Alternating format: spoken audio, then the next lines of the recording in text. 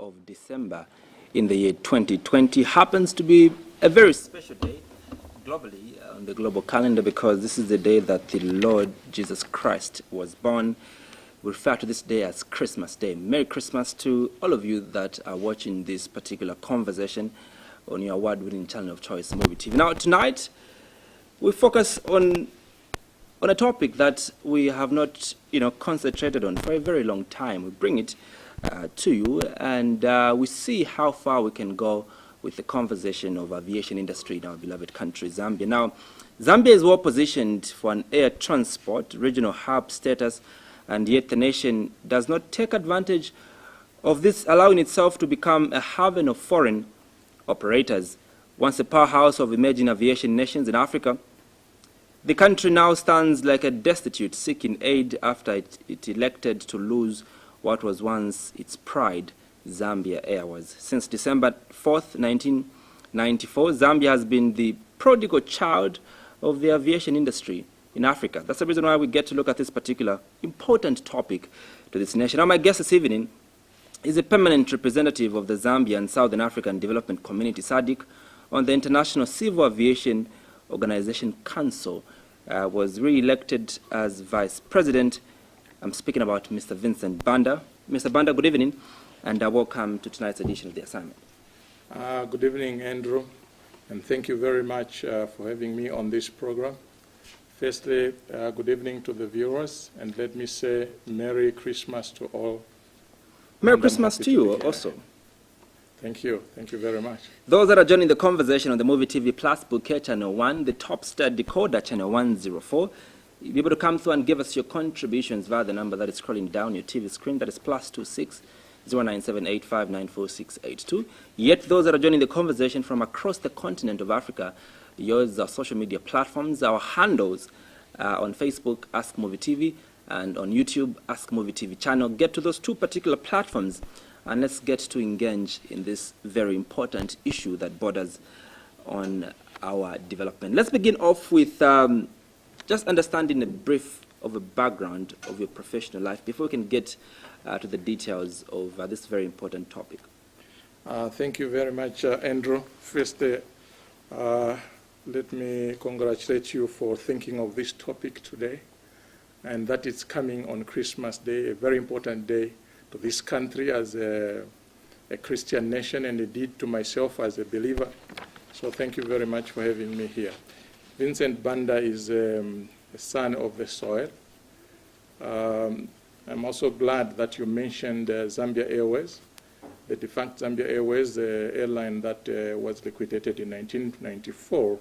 I worked for the airline for 9 years. That's where my career in aviation started. After 1994, I then joined Aero Zambia. I worked for Aero Zambia from 1994 up to 2000 when it also closed. Not because of me, but until it closed. After Aero Zambia, I joined a company called Express Air Services, which was a South African company. They had just started their cargo operations in Zambia. I was a country manager then. With time, I was promoted to be General Manager Africa, based in South Africa. That was in 2007. So from 2007, I worked for 2 years. I was again promoted to be the Director Africa for Bid Air Cargo. Bid Air, by the way, is a company in South Africa which is a cargo airline, and it's under the group company called Bidvest. You must have heard Bidvest is one of very large companies in South Africa. So I worked for them from 2007 as General Manager, then Director in 2009 up to 2016. 2016. My mind was telling me, you need to work for the country. Then in 2016, I was appointed by the Zambian government as a permanent representative to ICAO. When I went to ICAO, I was alternate representative. You go in as alternate representative to ICAO. after 2 years working at ICAO, we contested Zambia for the first time since 1944, when ICAO, International Civil Aviation Organization, was started, had never had that opportunity. So we contested. Our results were very good. Let me take this opportunity to thank first the President sent a delegation to help me in the campaign. On the campaign was the Minister of Transport, Honorable Kafaya Mutotwe, who I should say thank you very much. And again, for the first time, we had a minister giving a presentation to the Assembly in 2019.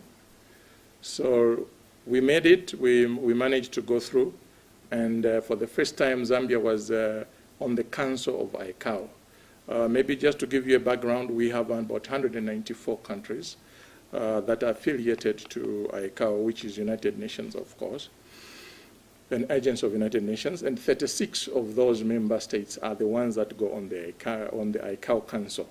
And so I became the first one in Zambia, and Zambia became the first on the platform of the Council. With time, within the year, Zambia was again appointed to be the chair of our,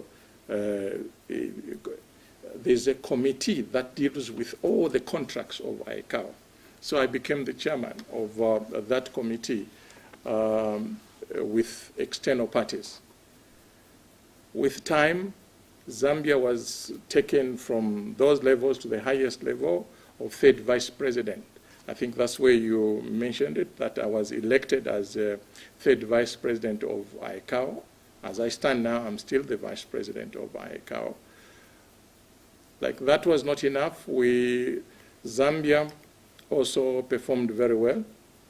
They have been elected or given a position of coordinator, which is like chair, or you're an overseer, or heading a group of experts at ICAO for the African region and the Indian Ocean Islands. So as I come here... Seems you have a wealth of experience in you have a very successful professional life, I should make mention. Congratulations for that. I think we're proud of you as a country. But I think one of the issues that has been very consistent in your profile is ICAO, and maybe people that may not understand what ICAO is. Maybe what is the mandate of this particular council? Fantastic, thank you very much. ICAO is obviously an abbreviation for International Civil Aviation Organization. This is an organization that was put together by countries to oversee or govern the aviation industry in the world.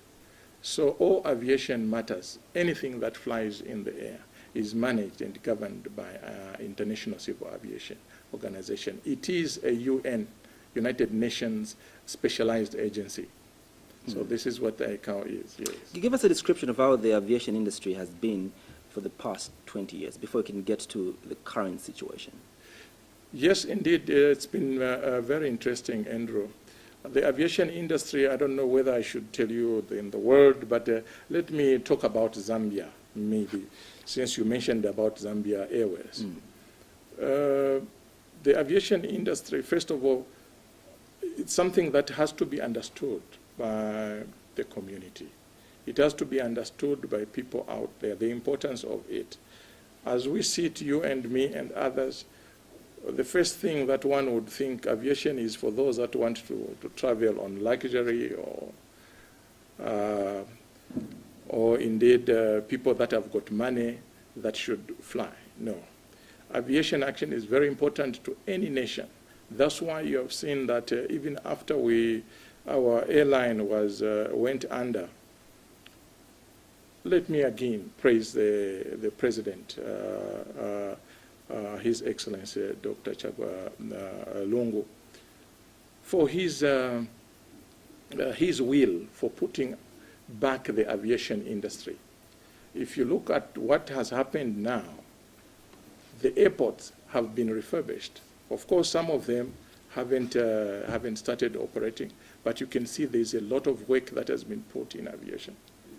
My sitting here is the will of government again.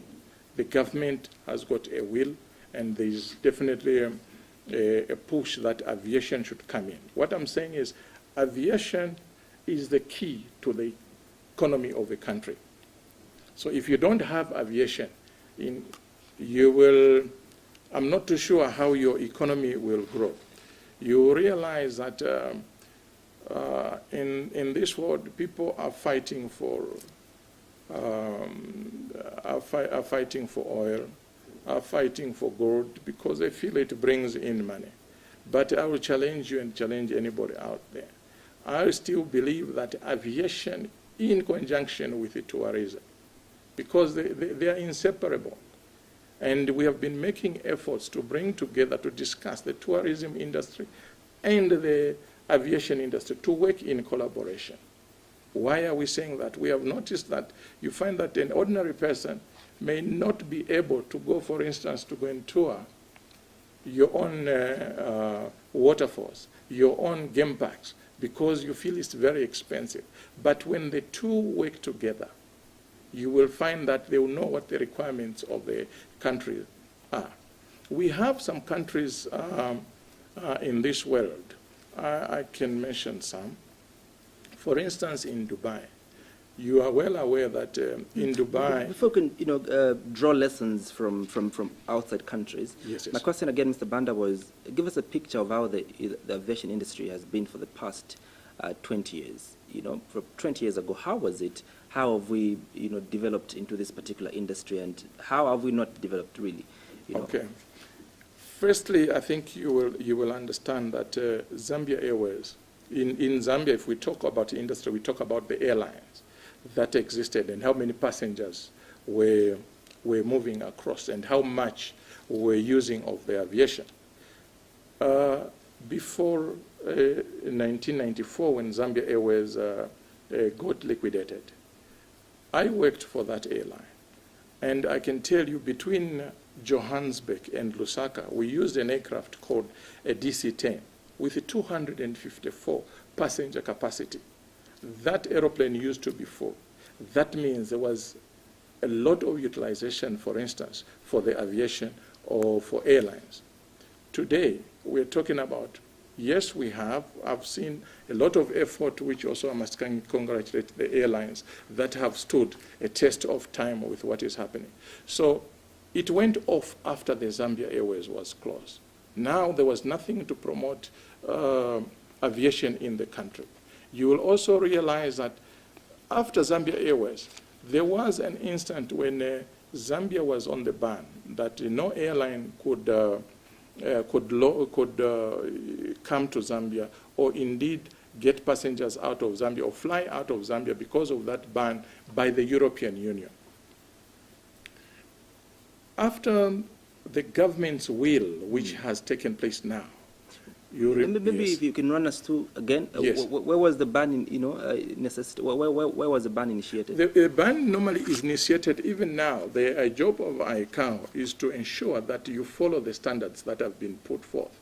And our job on the council is to formulate those standards and the recommended practices. If you don't, then it compromises the safety. So it fell short of the standards? Yes, we fell short of the standards. So until our civil aviation authority is put in place and they start working towards that, which happened after, which I should congratulate my colleague, Gabriel Esa, the Director General of Zambia Civil Aviation.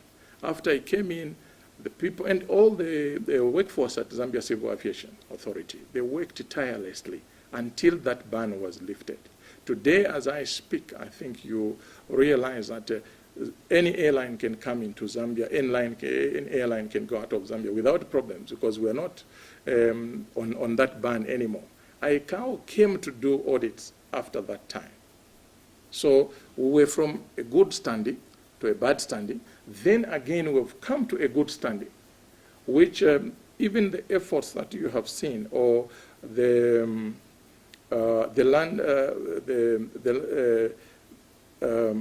milestones that we have achieved, which I've been talking about here, are not an individual.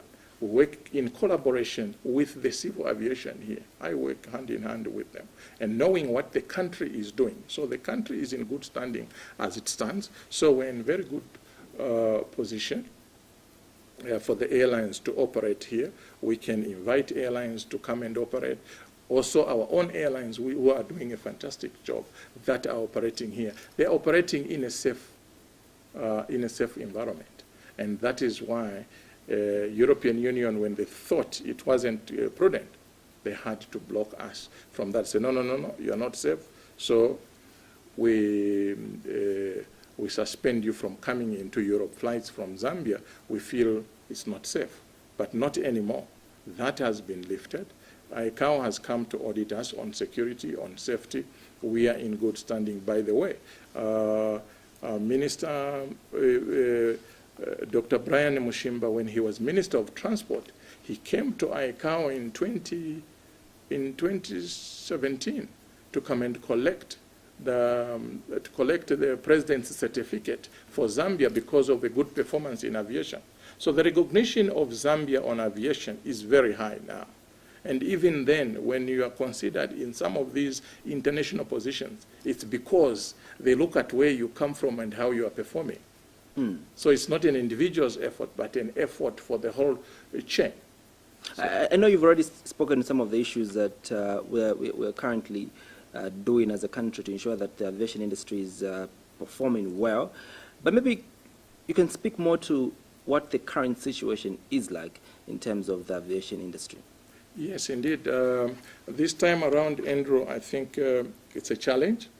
Aviation with this COVID-19, I must say it was the most hit industry. Aviation was down to the knees. Airlines closed, airports closed. People were not flying. We did not know whether we were going to start. But ICAO took leadership. We took leadership in that. What should we do? How can we ensure that the aviation restarts? So there was a task force that was put in place by ICAO. And fortunately, Zambia is also among those. I'm on that task force. And it's a global task force that are coming up with guidelines, or that came up with guidelines. First, we started with phase 1. And phase 1 enabled the airlines to start operating. And that's why you started seeing now airports opening up despite COVID.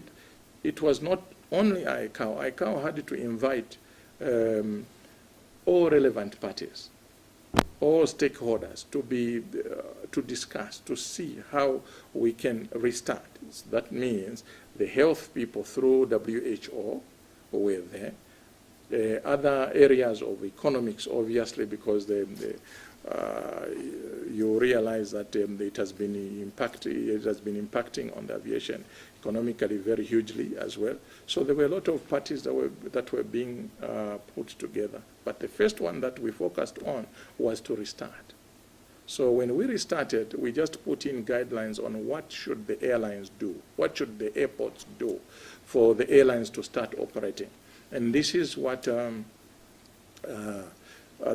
enabled all the airlines, the airports to start working, because they were waiting for guidelines from the mother organization, which is ICAO, but they took leadership. The second one now, which we just finished, was recovery. How do these airlines recover? We realized that the airlines were actually, yes, we had given them guidelines, but they had no money. They didn't know where to start from. So we started inviting not only the airlines, we invited the countries, we invited the lending institutions, all stakeholders in the world, the regions, African Union, the SADC, all those regions, and discuss with them to say, how do we help the airlines? Where do we get the stimulus packages? You realize that some countries are very lucky. They are able, their governments have got enough cash. They can get stimulus packages, maybe give a $2 billion to an airline to say start. But in our region, it's different.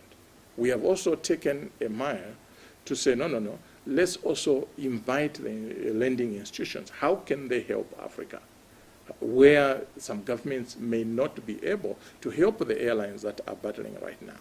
Because without airline, I'll tell you now, because we're going into the third stage of the task force, is I'm sure everybody is talking about vaccines. But there's a problem. How will the vaccines reach us if there are no airlines flying?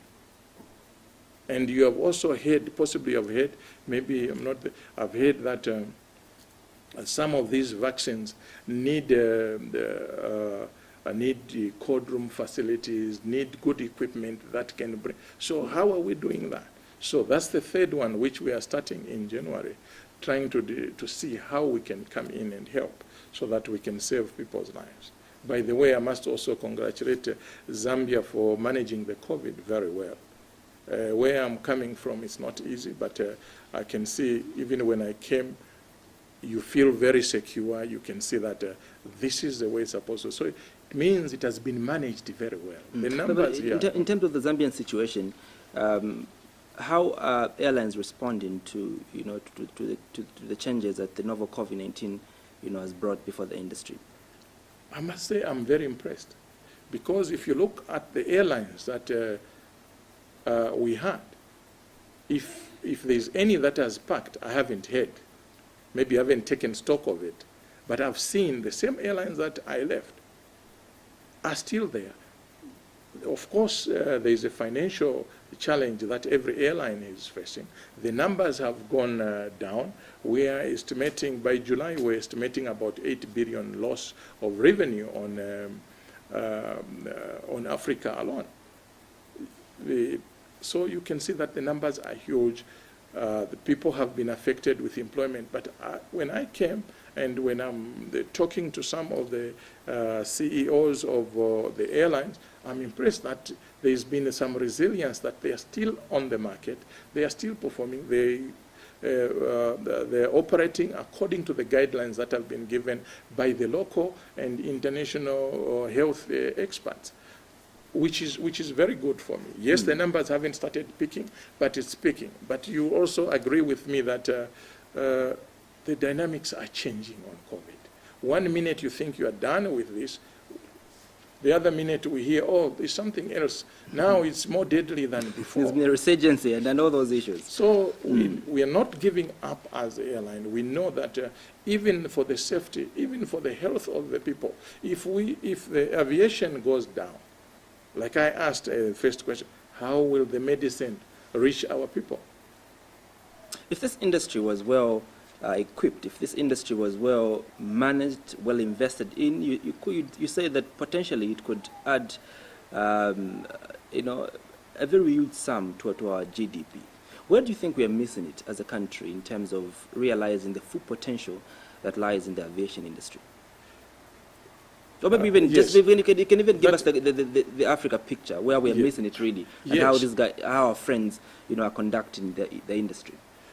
Like another business, Andrew, we say return on investment. You have to invest in order to get something. And the airline industry, first of all, is not a cheap industry. It's an industry that requires a lot of capital. And with due respect, with those that have invested in, we thank them and we feel they must continue. And where we are missing it is that, first of all, we haven't appreciated it, but we should start to appreciate the aviation industry. Where I was trying to talk about Dubai, yes, please you go cut ahead me short. I want to give you an example, because we need to realize that aviation can actually bring us more revenue than the oil that we are trying to get underground and start fighting thereafter, which we have seen in many countries. For instance, in Dubai, I was trying to give you an example. They get about 20 million tourists per year. Now, I sit back and look, I said, what are tourists going to do in Dubai? What is there to see? Now I look back, I said, look at ourselves. We've got the Big Five. We've got the mighty Victoria Falls. We've got other falls that have been discovered in the north. We've got a lot to show. If we invest in aviation, aviation will bring in tourism. Where are we going to make money? For instance, let's assume that each tourist takes in $3,000 into the economy, injects in $3,000 because they're going to sleep in the hotel, because they're going to do a local travel within, because they're going to buy a few curios here and there. The $3,000 by one individual is left. And you have 20 million. They will be, by the end of the day, possibly talking about $60 billion.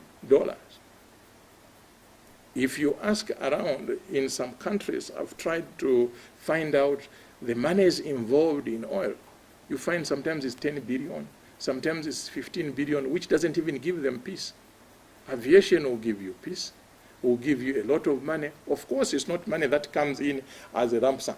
It's money that will come into the country, injected into the country, and we've got ways of the government participating in every income that is in the country. So for me, I think we have first to appreciate it, which I'm very glad, and I must say thank you to the President for bringing back, because you can see, like I said, the aviation was first, it was overwhelming. We had very good standing. Then it went under. Now again, we have seen it coming up, because it starts from what we are doing here. For any airline to come into a country, first of all, there must be assured that there's safety, there's security in that country. And these audits are done by ICAO to the countries. And if Zambia can get the president's certificate, that means any other country now, if they are looking for destinations, Zambia is already listed amongst the destinations that they should be going to. Tourists, for instance, they are looking at, again, which country is safe to go to? Where am I safe to be on the aeroplane? They look at the record of Zambia, they say, oh, no, Zambia, they're in good standing. So we have already done what we need to do going forward, and then it links through to what the president has done, what the government has done, put up the infrastructure, renew the infrastructure. Have you been able to look at the infrastructure around that is being modernized in Zambia? It's exciting. It's exciting, and you'll see that the numbers then will start going up. If the numbers start going up, that will definitely bring in tourists. Tourists will flock here. As I speak now, I'm sure people are just waiting for the COVID to say, okay, Zambia is in good standing, the airports are good, then there's the national carrier coming. Nobody can do it for us but ourselves. Again, I will praise the government to say, for bringing in the national carrier, that's the way forward. Because we have to do it ourselves. Whilst it will be, yes, it will be expensive, but there must be investment, which the government has put in for us to get the return. But to expect the returns before investment may be very difficult, because it's an industry that demands investment.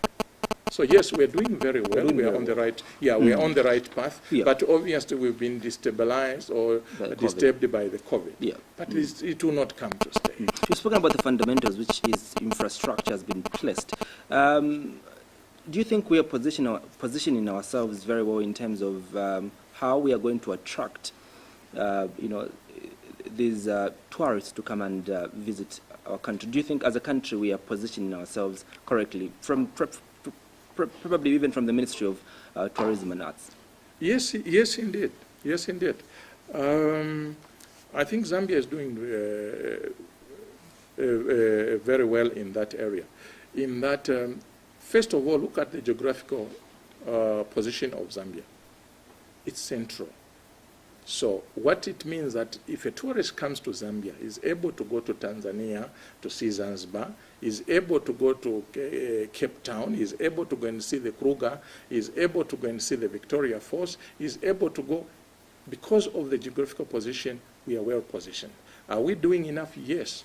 I have met in some meetings the representative of Zambia to the UNWTO. This is Ambassador Sata, Mrs. Sata. They're doing very well, and you could see that even in the meetings that were made, that Zambia is on top. It's on top, trying to even be a model for others. Yes, we haven't reached there yet, but efforts are being made. I've personally witnessed the efforts that are being made.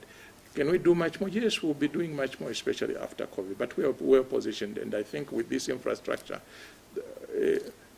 tourism will definitely improve. Are you able to paint us the projections of how this will just shift, our economy, especially after the COVID is done? You did speak about, how Dubai is attracting tourists in excess of 10 million. After how long are we going to get to that point as a country? Yes, like I said, tourism must work in conjunction with aviation. If they work in isolation, it will be very difficult. Here is why. And are they doing so currently?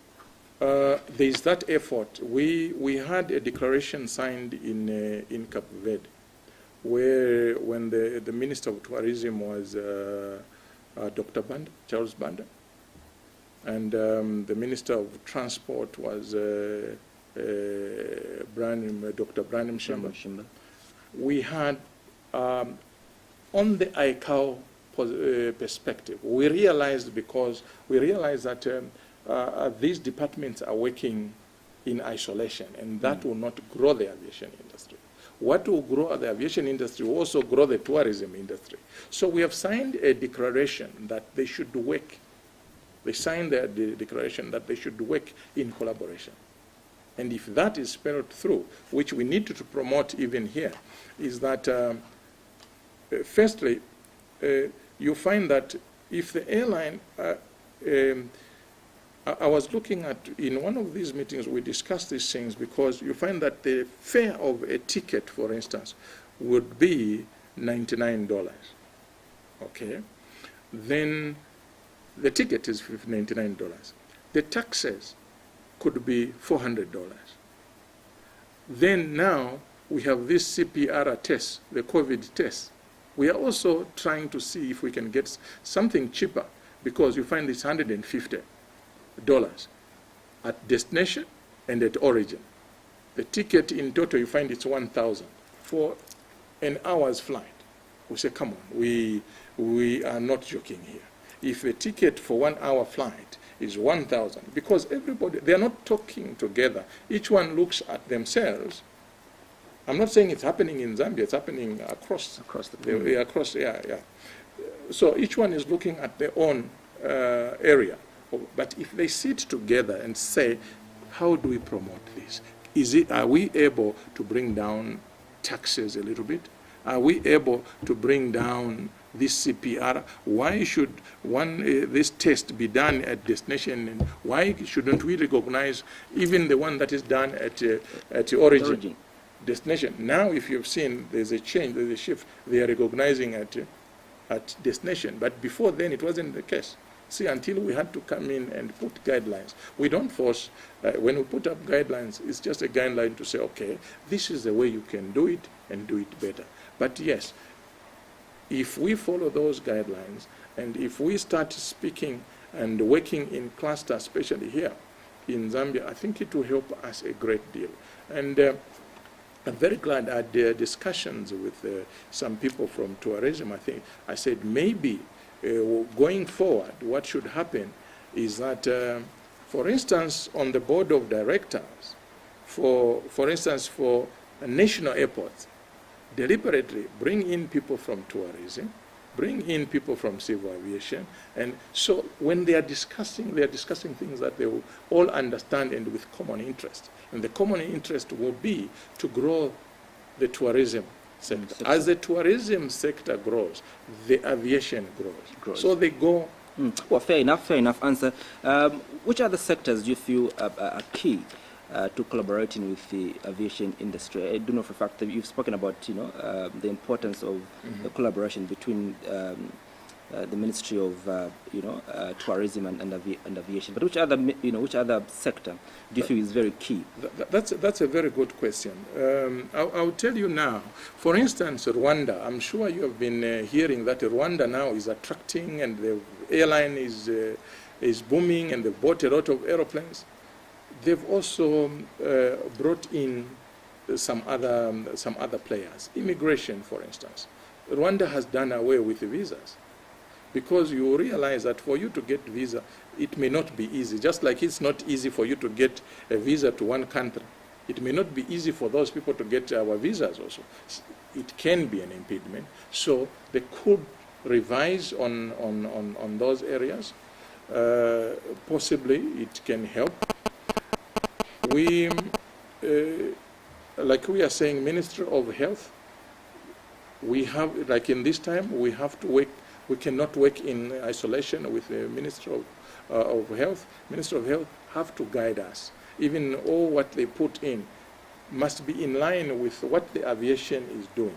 Is it easy? For instance, I'll tell you that there was, first of all, 2 meters apart. Wear a mask.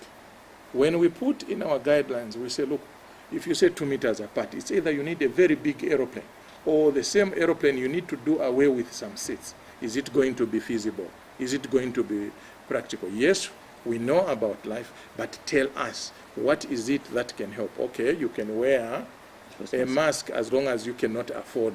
That's why today you can go on an aeroplane, there's a neighbor here, is here, as long as you have a mask. So those now, you cannot do it unilaterally as ICAO, but you have to get guidance from the professionals in the medical. So you work with them. The other people that they have to collaborate with the aviation is finance. Finance, as long as they don't understand why you want the money, they will not give it to you. So first of all, you need to work with them and agree with them. Until recently, all these aviation sectors were not doing business plans. And yet, the aviation, you should do a business plan that the finance team must understand to say, okay, we'll give you the money and this is the way it's going to come back. Even now, the financiers, the financing companies, which were brought on board, by the way, African Development Bank, Exim Bank, about 2 weeks ago we had a meeting, and they are ready to come in and help the aviation. Before you find that there are projects in transport, but in aviation they are not there because companies were not putting up business plan to say, okay, give us some money and this is what we are going to make. I'm not saying here in Zambia, but it's a problem across. If we start doing all those things, we find that even the banks will be very happy to give us the money because they know we'll pay back, and this is how the project or how the business is going to be managed. We are getting there. I've seen that in Zambia, in fact, if you look into so it must be actually incorporated into the national development plan of the country.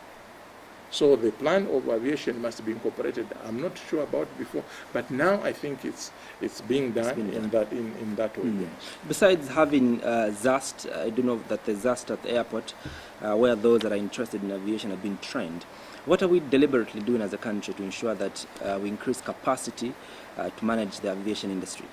In fact, that's a very good question. I will tell you now, as coordinator of the African and the Indian Ocean Islands group, we've discussed with ICAO Secretary General, who we're discussing with. We have come up with a project just to capacitate Africa in aviation.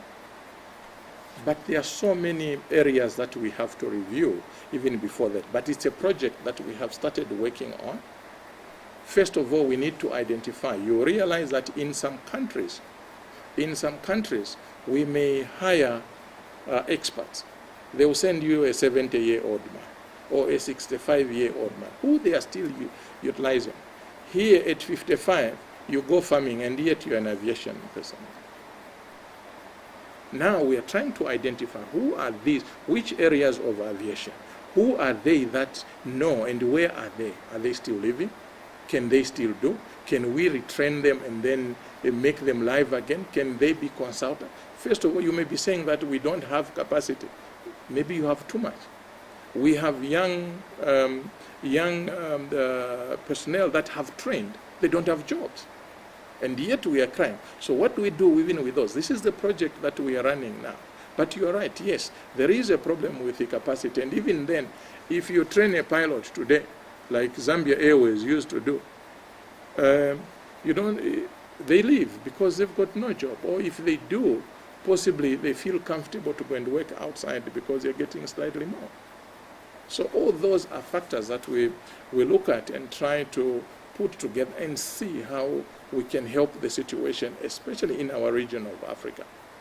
But yes, that problem is there, and we're working. And talking about ZAST, ZAST is a huge potential. It's a huge potential for us. It needs to be managed. It needs to come out from the ashes, and just there is now even through my office, they can still come at ICAO. We link them to the office that deals with the training for ICAO. They become accredited. And because, again, geographical position, you find that people in the region are becoming to train at ICAO. But I'm 100% sure that has already begun. Discussions have started. I've discussed this with a couple of people, and they've assured me, said this is happening. So we are pushing, and sure, sooner or later, I'm sure that ZASTI will be a regional training center. And if it becomes a regional training center, surely it's a sleeping giant. What are some of the opportunities that lie in aviation industry? Well, there are a lot. There are a lot. Firstly, you realize that if you look at the strategic objectives of ICAO, other than safety, the security, and all that, there is also environment, for instance, and people may not understand. There is the environment issue that ICAO has realized that everybody has to play a part in trying to control the CO2 in the atmosphere. And we as an airline, we know we only contribute 2% of that. But we are saying even before it grows or continues, we must start to change. So soon or later, we've got already guidelines. We have already started these programs. We are putting the standards in place. We will be using sustainable fuels going forward. So that means the fossil fuels, we may not, if we're going to use them, they must be sustainable. So, not that we can't use, of course, there were a lot of debates to feel, but others came with experts that feel that they can actually change that into sustainable fuel. So, now the question, and that's why I sit on that council, is what is the benefit of Africa, for instance, in these programs? Because there's an offsetting program where if you have a project that takes out carbon dioxide in the atmosphere or fuses in a good air, then you get paid for it. So do we know this? So when we're putting up standards, we have to include certain. Maybe you'll be happy to know that Zambia also, we have brought in Dr. Tarsila Banda. Dr. Tarsila Banda sits on the advisory body for ICAO on environmental matters. So there are programs there that our farmers not only our farmers, a lot of projects that they can start participating. And precisely, I think you're now going to my question, because my question was bordering on the people that are interested into this particular industry, but they don't have a full picture of what some of the opportunities, that come with this industry. Yes. That was my line of thought when I asked that question. Yes. Yeah. No, we have that, and we have here our expert who advises the council, including me. She advises me, and then when we are discussing, remember we have so many regions with different interests, and my role there is to ensure that my region is looked after and is not sidelined. So I must see what projects can we put there, and land use is one of them that we have incorporated. Yeah. So if land use, then we start looking at those, what projects can we do so that we start offsetting as well. Whereas these airlines come to pollute our own environment, then let them offset from us. Yes, now we are not doing too much. Now the airlines are not too much in Zambia, but it will not be like this forever. It will change. So when we leave things in order, when those standards are put to even help us in future, that's what we look at, then we are good to go. And that's why we have got an expert. They are not, it's not the whole world. There are very few of these experts. I think there are 19 of them. And one of them is from Zambia. So you can see on the map of Zambia, even when people didn't know where Zambia was, they start looking, which country is this? Now they know. Yeah, I do know for a fact that you were re-elected in a very tightly contested race. What would you say helped our re-election in the council as a country? Would you attribute it to the fact that we are performing well, or probably it's just you as an individual who's got the competencies in what you're doing? That's a good question. That's a good question. You know, when I'm at ICAO, I represent the country. Whatever I say, whatever I do, I'm very mindful. I'm very mindful because I know I'm carrying the flag. So I'm not doing it in isolation. I collaborate with the minister here, the permanent secretary, Mr. Michel Kirungu here. I collaborate with Gabriel Olesa, the Director General of Civil Aviation. I collaborate with the Managing Director of National Airports, FOMO. So it's a concerted effort. You'll be happy to know that Zambia actually has been invited in Europe on certain forums to be a model. Not from a person, to be a model. So when issues like that come, when they want to, first of all, when you're being appointed or there are elections, they look at your performance. What is your contribution? What do you talk about? Are your colleagues happy that you can lead them? Just like any other organization. But then, if you are seated there and you don't even know what is happening home, your contributions are out of line, surely they will not consider you for it. So yes, it's a concerted effort that we're carrying as a team. To what extent is our security and our safety? You spoke about these two being the standards that you look at as ICAO to ensure that this particular industry grows. To what extent are we secure in terms of our security? To what extent is our safety, as a country, in terms of getting to the standards that you highlight as ICAO? Yes. Actually, that's a good question, Andrew. I earlier mentioned that Dr. Brian Mushimba came to collect a certificate, an award that Zambia won for good performance in safety. After being audited, they realized that we were above board. The standard that was put on Zambia, on Africa, was about 60 effective implementation. We scored more than that.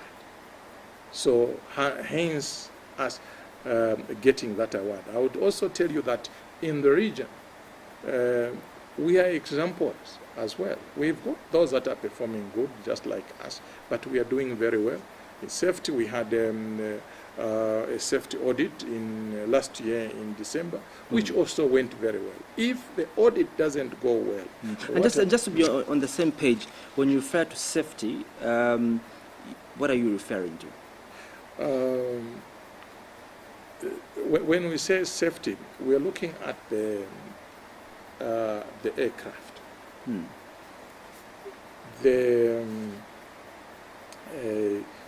What measures have you put in place to ensure that no accident occurs or affects the flights as they move, or the aircraft? So, for instance, you look at various areas. How do you man your gates at the airport? How do you look at the weight when you are taking the weight? How do you check the dangerous goods that you are carrying? How do you check the passengers, what they are carrying, what they are not carrying? Do you have good security system in place? So there are various areas that when ICAO auditors come, they look at all areas, because by the end of it, the passengers, the cargo, they go on the aeroplane. And is there anything wrong that you do that will cause the aeroplane to go down? If the answer is no, according to what, because they've already put guidelines on how, we've already put standards, this must be done this way, this must be done this way. If you do it differently, you tell them we are doing it differently for A, B, C, D reasons. So ICAO looks at it to say, okay, this is still fine. Though you have diverted, but it's still fine. Yes. So that's the safety we are looking at. For the and then in terms of security, it's security. Now we look at before. Remember, it was only safety. Okay. Now, because of the world the way it has become, there are so many challenges in terms of terrorism that may again affect the aircraft. So, what measures have you put in place? How do you check your passengers? How do you secure your airports? How do you check information for? There are various. We are still getting there. Remember also this, it's a good question, because remember that passports now are under ICAO. Before they were not, but the United Nations has given it to ICAO. So there are certain measures that were put in place. For instance, we are asking all countries to have e-passports. After e-passports, there are also other forums that you have to join, where, for instance, if but there's a process to it. There are processes that civil aviation has to follow, but must be done in collaboration with immigration. So that's why, again, in collaboration with security. So aviation doesn't work in isolation. And how far are we in terms of achieving those objectives? No, we actually headed there. The government is doing everything possible in that. And because of the COVID issue now, you see that things are moving slowly. Nobody yet has reached the. And I was about to ask. I was about to ask. Do you have a template of maybe a country that you would say, I think this has at least reached levels of high security, high levels of safety? Yes. We have some countries that will, when they are audited, they get 97, others 100%. Countries like which ones? And maybe you could give us a picture of how they're conducting their... For instance, UAE, I think, was about 90, under correction, about 90-something, 97. Now there was South Korea. Also, I think it's 100 or 98. We've got a lot of countries that are very high up there on the effective implementation of it. So they follow all the guidelines. Yeah.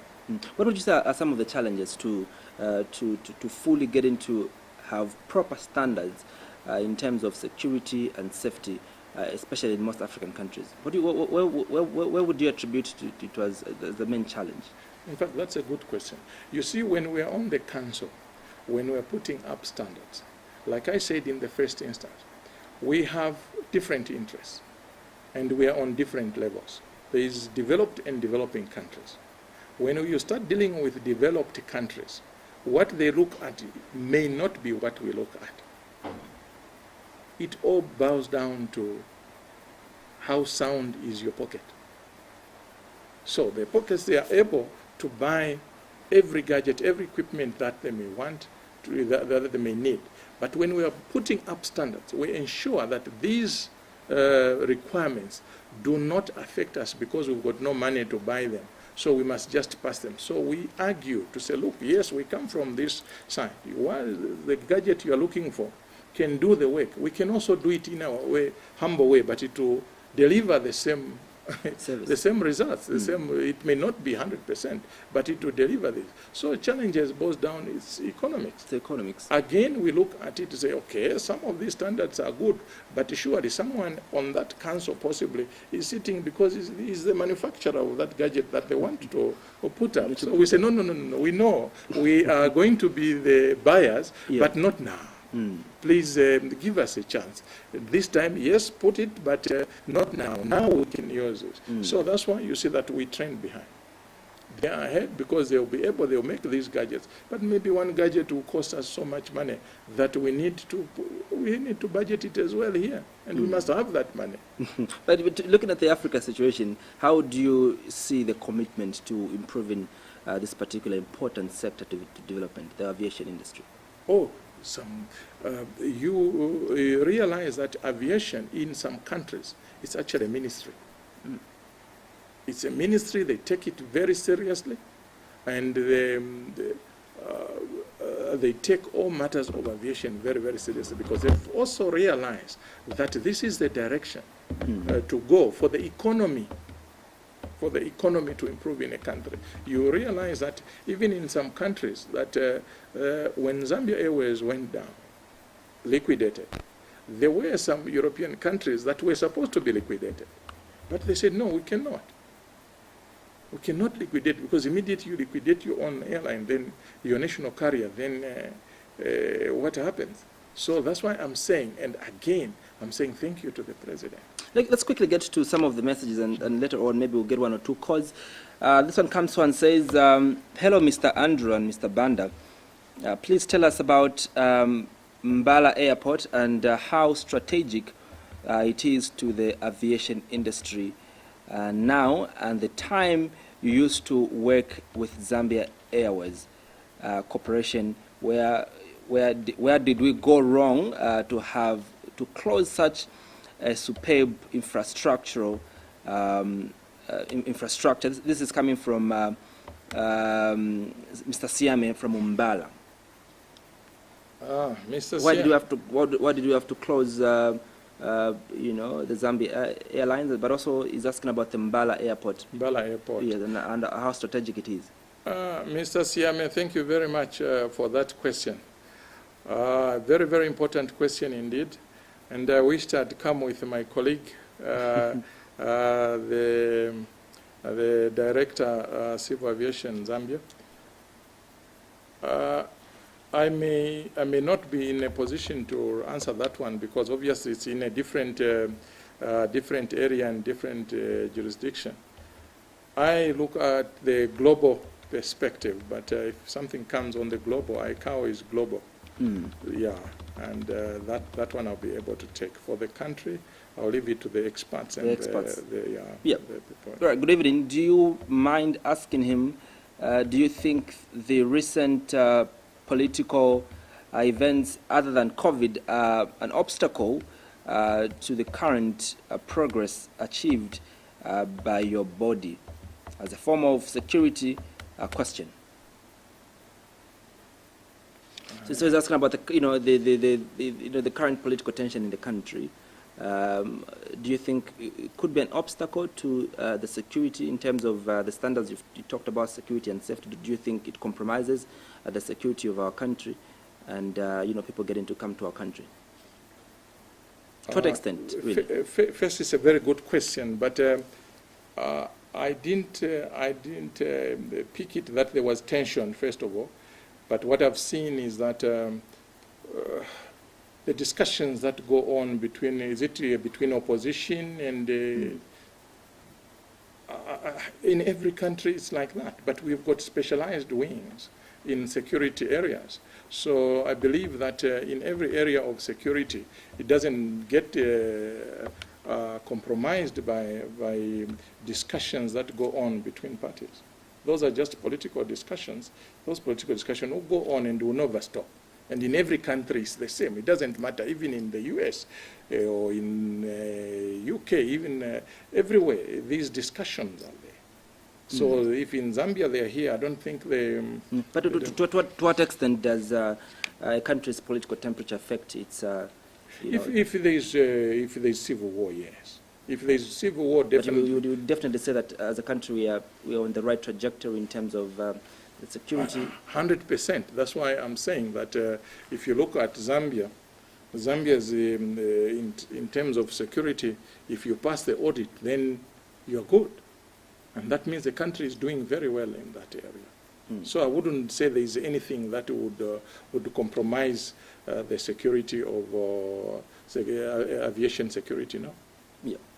And of course, when we had advertised this program on our social media platform, we did have questions from those that want to pursue, areas of aviation. They were asking, what do we study when we want to, to get into the, aviation sector? I don't remember anything like that when I was in university and high school. Being exposed to aviation. Yes. Where do I find, knowledge regarding aviation? Yes, indeed, a very good question.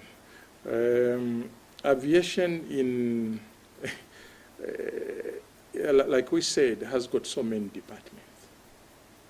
So it's not only airlines. No, it's not only airline.